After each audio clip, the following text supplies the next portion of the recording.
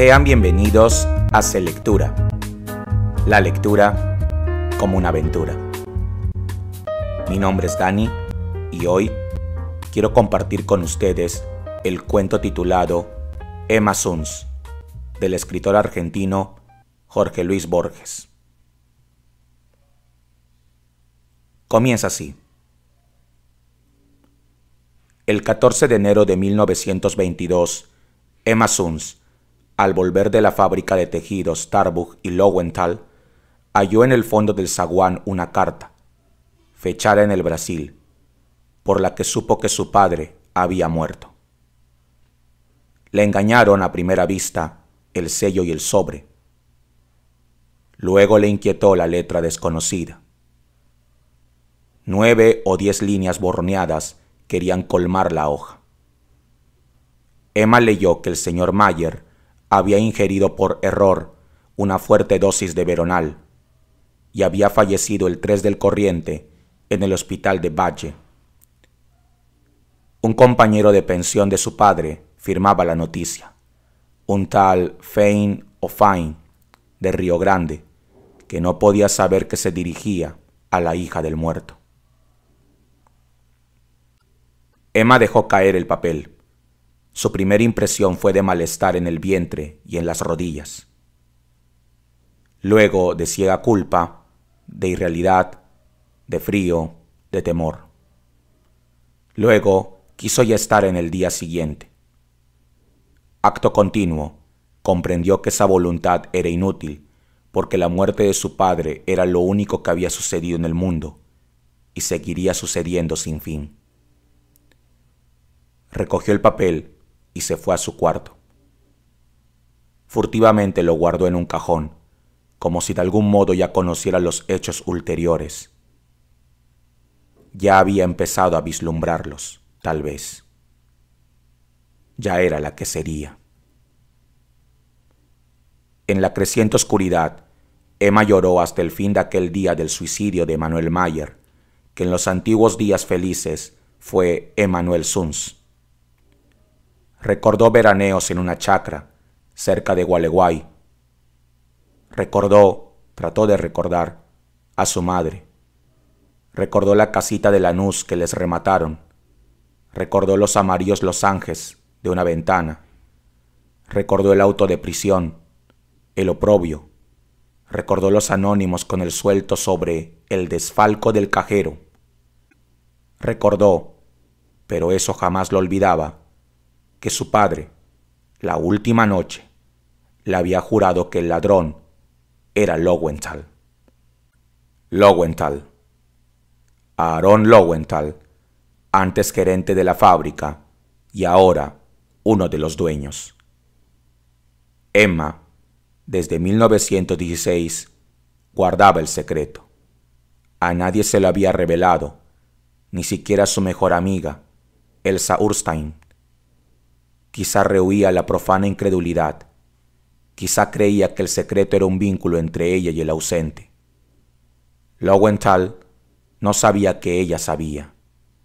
Emma Suns derivaba de ese hecho ínfimo un sentimiento de poder. No durmió aquella noche, y cuando la primera luz definió el rectángulo de la ventana, ya estaba perfecto su plan. Procuró que ese día, que le pareció interminable, fuera como los otros. Había en la fábrica rumores de huelga. Emma se declaró, como siempre, contra toda violencia.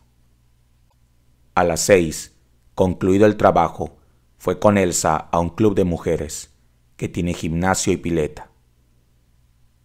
Se inscribieron. Tuvo que repetir y deletrear su nombre y su apellido. Tuvo que festejar las bromas vulgares que comentan la revisación. Con Elsa y con la menor de las Kronfus, discutió a qué cinematógrafo irían el domingo a la tarde. Luego se habló de novios y nadie esperó que Emma hablara. En abril cumpliría 19 años, pero los hombres le inspiraban, aún, un temor casi patológico. De vuelta, preparó una sopa de tapioca y unas legumbres.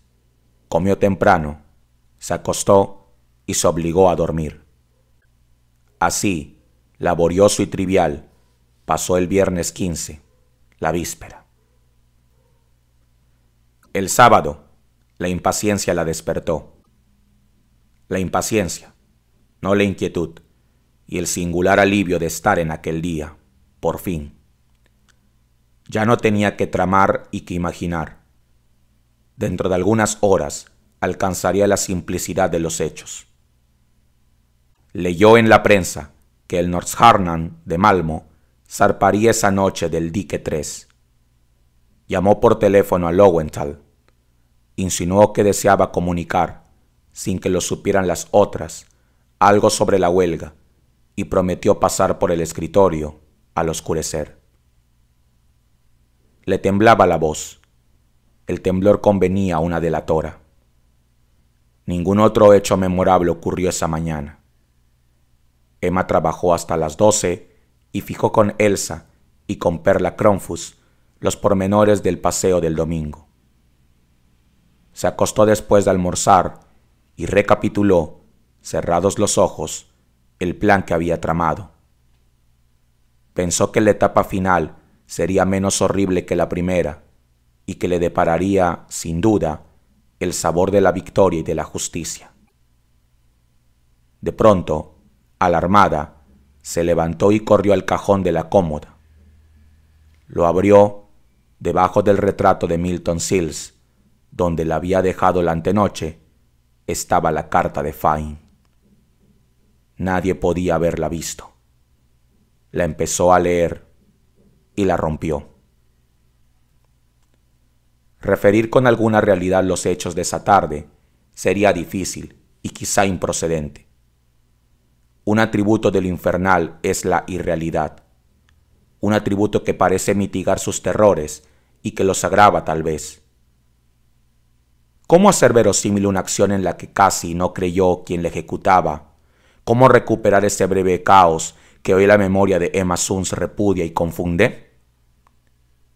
Emma vivía por Almagro, en la calle Liniers. Nos consta que esa tarde fue al puerto. ¿Acaso en el infame Paseo de Julio se vio multiplicada en espejos, publicada por luces y desnudada por los ojos hambrientos? Pero más razonable es conjeturar que al principio erró, inadvertida, por la indiferente recoba. Entró en 2 o 3 bares. Vio la rutina o los manejos de otras mujeres. Dio al fin con hombres del Nordsjärnan. De uno, muy joven, temió que le inspirara alguna ternura y optó por otro, quizá más bajo que ella y grosero, para que la pureza del horror no fuera mitigada.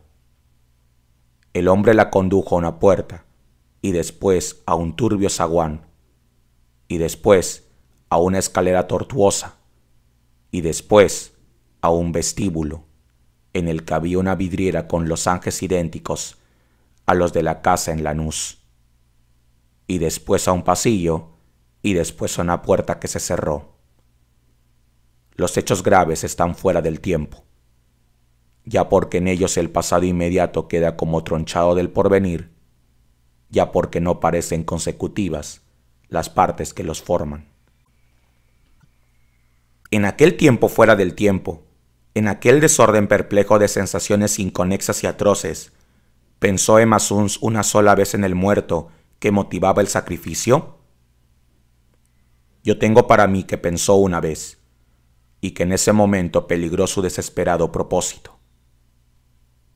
Pensó, no pudo no pensar, que su padre le había hecho a su madre la cosa horrible que a ella ahora le hacían. Lo pensó con débil asombro y se refugió enseguida en el vértigo. El hombre, sueco o finlandés, no hablaba español. Fue una herramienta para Emma, como ésta lo fue para él, pero ella sirvió para el goce y él para la justicia. Cuando se quedó sola, Emma no abrió enseguida los ojos. En la mesa de luz estaba el dinero que había dejado el hombre. Emma se incorporó y lo rompió, como antes había roto la carta. Romper dinero es una impiedad, como tirar el pan. Emma se arrepintió, apenas lo hizo. Un acto de soberbia, y en aquel día, el temor se perdió en la tristeza de su cuerpo, en el asco. El asco y la tristeza le encadenaban, pero Emma lentamente se levantó y procedió a vestirse. En el cuarto no quedaban colores vivos. El último crepúsculo se agravaba. Emma pudo salir sin que lo advirtieran. En la esquina subió un Lacrosse que iba al oeste. Eligió conforme a su plan el asiento más delantero para que no le vieran la cara. Quizá le confortó verificar en el insípido trajín de las calles que lo acaecido no había contaminado las cosas. Viajó por barrios decrecientes y opacos, viéndolos y olvidándolos en el acto, y se apeó en una de las bocacalles de Warrens. Paradójicamente su fatiga venía a ser una fuerza, pues le obligaba a concentrarse en los pormenores de la aventura y le ocultaba el fondo y el fin. Aaron Lowenthal era para todos un hombre serio, para sus pocos íntimos un avaro. Vivía en los altos de la fábrica, solo. Establecido en el desmantelado arrabal, temía a los ladrones. En el patio de la fábrica había un gran perro, y en el cajón de su escritorio, nadie lo ignoraba, un revólver.